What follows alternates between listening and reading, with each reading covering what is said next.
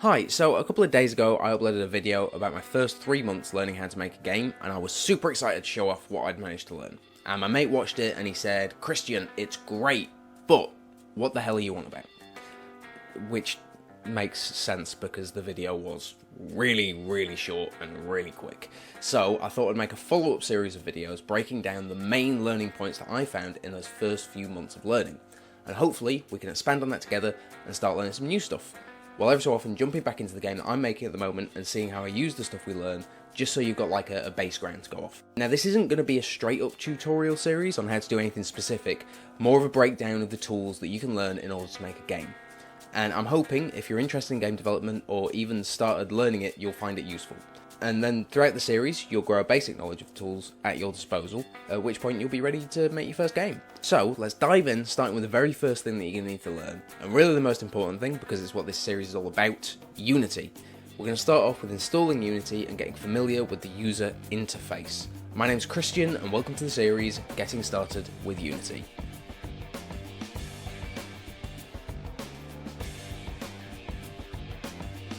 Right, so to start off, let's go with the toolbar right at the top. Now, if you've ever used any software before on a computer ever, you'll recognise this. So you've got File, where you can just sort of open new projects, save your projects, or open your different scenes. Basically, the way that Unity works is within your project, within your game, you'll have lots of different scenes. Now, you can kind of think of these as your levels, your different bits that you're going to load up to play through. So you can have as many or as few as you want, but obviously the more you have, you can sort of section up and partition up your game, so you're saving on loading loads of things up at once. Next, if we go to edit, now these are all pretty self-explanatory. You'll have seen the majority of these before. Really the ones that matter the most are the ones down here where we can see project settings. If we go into project settings quickly and just open that up, we've got all of the different settings here for your project. Now you can have a fiddle about with these, see what they do. Generally it's best to leave them alone unless you know specifically there's something that you're looking to change. But have a poke around through them, just see what everything does, just so you've got an idea. We'll close that down. Next we've got our assets, and again these are all pretty self-explanatory ones. We've got import new asset, import package, export package, everything like that. So again, you know, everything there pretty self-explanatory. Game object, now this refers to anything you've got in the scene or something that you can make in the scene. So it's when creating things, you can create your 3D objects, 2D objects, effects, lights, audio, video, so on, so forth.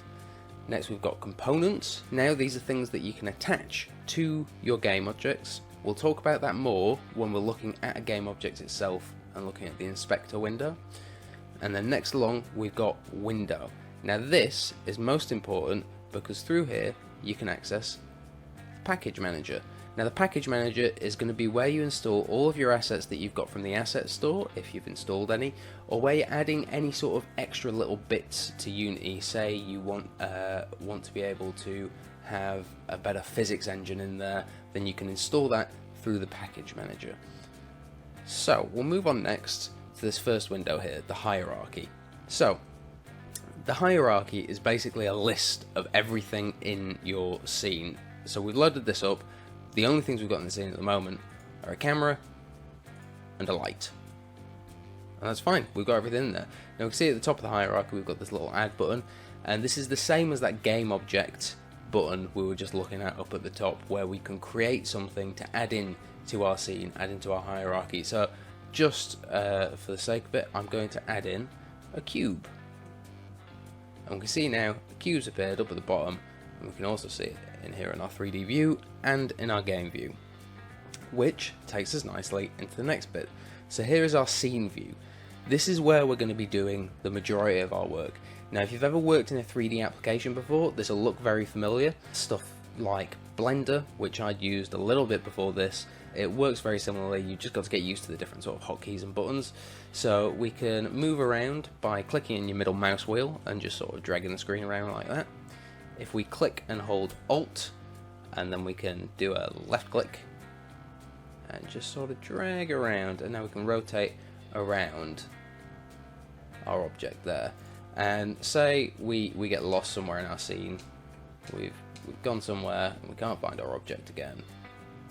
If we go on our keyboard and we click F, it takes us straight back to that object. So this way you can sort of quickly jump between things. So say we want to jump to our camera, we can hit F, and there we go. Now we're focused on our camera, and we can look at what that guy's doing. And that's basically the scene view. Obviously it does get more complicated than that, but that's your basic navigation. You just click on things, all sorted there. So next we'll go to our game view. Now this will display what your active camera is seeing. So if we just sort of take our active camera and we just push it forward just a little bit, we can see that view in the game view is changing. Now usually what you'll do with your game is you'll attach your camera or attach a script to your camera that's going to follow that game object around, or it's going to move in a certain way, and that's how you're going to be able to control what the player actually sees. So really this game view is one of your most important views. You've got to make sure you keep looking at it, because if something looks off in your game view, it's going to look off to the player. Next we'll look at the inspector. Now this is where sort of the second most amount of work is going to get done, because the inspector is basically looking at what object you have selected and what things are attached to that object. So at the moment we've got our camera selected, and we can see we've got a couple of different things that we can see here. Now if we just close all these down, so we've got a transform at the top here, a camera, and an audio listener. So these are called components, and these are basically the things that make up our game object. So the transform is whereabouts it's positioned in our scene. So if we start moving about in scene view there, we can actually see that Z number of the transform is changing. And then if we change and we click on our cube, you can see we get a whole different list of things which this cube consists of. So we've got the transform again, we've got a cube mesh, a mesh renderer, and a box collider. And then here at the bottom we can add component. So next thing, components. Components are basically things that you can add to your objects that will give them certain properties. So say we want our cube to have physics. We can go on physics, we can go on rigid body, and now that cube is going to have physics. Unity comes with a physics package already installed, and really it just works out of the box. So I mean we haven't done anything yet, but if we just pull that cube up and we just hit play, we can see the cube falls. Nice, right? And obviously you can put stuff in the cube's way, bounce around, whatever, but you can have play about with that. Now obviously there's lots of other components which I haven't looked into there, but they're kind of like preset scripts which do things just out of the box and they just work. Now what you can do as well as adding components like that is you could also create a new script. Now this is where your scripting and your coding will come into it. So if we created a new script, we'd open up Visual Studio, we'd write our piece of code, and then that piece of code would be attached to the object. Now C# is a object-based coding language, so that means that the way it works is it sort of communicates with Unity based on what objects you've got in the scene and what objects you've attached it to. But as I said before, we won't go too much into that because I'm still very new to it myself. So now we've gone over the inspector quickly. If we just go on to the next tab, we've got lighting. Okay, so here we've got our lighting panel, and you can see we've got loads of buttons here at the top which give us loads of different lists for our lighting. We've got our scene lighting, environment, and basically this is all just sort of how your light is working in your scene. Now you're going to be playing about with this more when you've got like nice big open environments or indoor spaces, just to sort of make sure you're getting the right feel and the right lighting, because lighting is very, very important, especially when it comes to games. You don't really realise it, but lighting is kind of the thing that makes your game look good. Now we've got a couple more things. Down here you've got your project panel, and this is basically your file browser for your game. It's gonna be where you keep all your stuff, where you keep your objects, where you keep your models that you've made, where you keep any scripts that you've made. Anything that you have in your game, you're gonna find down here in your project panel. Now it's very important to try and keep this as organized as possible, and what we can also do is objects that we've made in the scene, which we know we're going to want again, we're going to want to bring back, say we're going to want to make multiple of them, or we're going to want to spawn it if it's an enemy or if it's the player, we can actually create something called a prefab of that object. Now a prefab is basically a saved version of that object that's not yet in the scene, or it can be called upon multiple times and it'll remember what that object is. So what we'll do, just to give an example, is we'll create a new folder, and we'll just call this prefabs. We'll go into our prefab folder, and we're just going to grab our cube from our hierarchy, which we've added the rigid body to, and we'll just click and drag it down into our project panel. And there we go, and we've created our prefab of our cube. So now, if we just change the name of this, rigid body cube, we've got that saved there now, and we'll delete this. And can you see we've still got that rigid body cube down there, saved as a prefab. You can see in the inspector, you've got that rigid body still attached to it, and now we can just drag that back in to our hierarchy, and it's there again. So that's a really good way of sort of saving things that you know you're going to want to bring back later, or you're going to want to bring back in different scenes or levels. So the last thing that we're going to want to look at is the console window. Now, the console window, as it looks at the face of it, is very boring. It's blank. It doesn't have anything in it.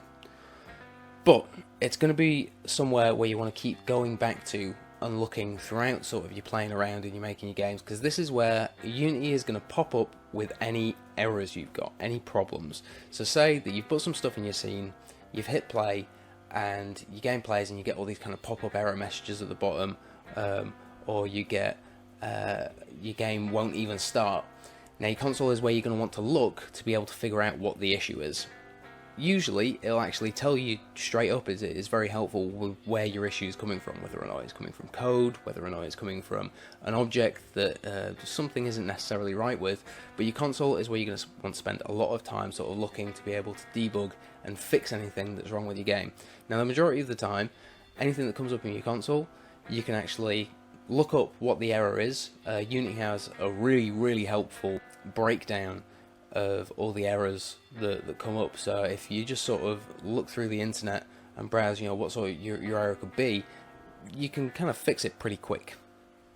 And that's everything covered to get you familiar with the basic layout of Unity. Now, next episode, we're going to be looking at actually adding objects to our scene and getting stuff moving around to actually get you playing your game. I know this episode's been a bit slow, a bit of a slog, but we need to get through it so we can actually start making some cool stuff. So in the meantime, just go around, push some buttons, see what it does, you know. In my opinion, the best way of learning is just by doing it, so don't be afraid to jump in.